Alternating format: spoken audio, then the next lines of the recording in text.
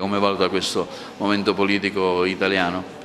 Beh, è un momento difficile dove, per sintetizzare, credo stia succedendo una cosa semplice, che il governo fatto dai 5 Stelle e dalla Lega porterà questo Paese nei prossimi mesi ad avere due grandi realtà, che sarebbero quelle della Lega, che rappresenterà la destra.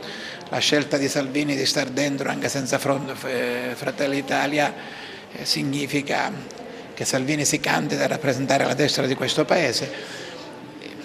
I pentastellati rappresenteranno questo spazio della politica che oggi è di protesta, ma che adesso, andando al governo, dovrà in qualche modo trovare nuove prospettive, e tutto quel che rimane dovrà avere la capacità di mettersi insieme, altrimenti scompare. È chiaro che Forza Italia avrà un grande danno da questa cosa, perché molti voti andranno dentro la Lega e gli altri saranno lì nel tentativo di capire con chi stare insieme. Per quel che mi riguarda, nella mia analisi, penso che se Renzi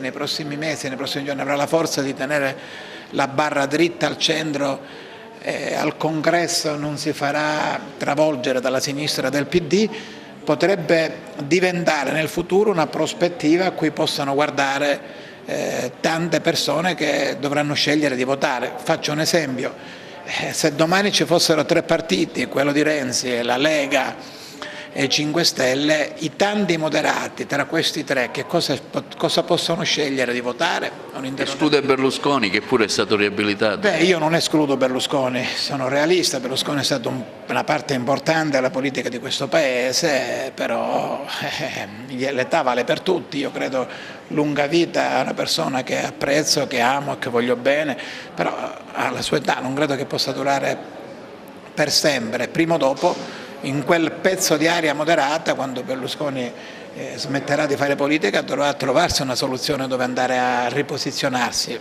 processi politici non si svolgono oggi per domani.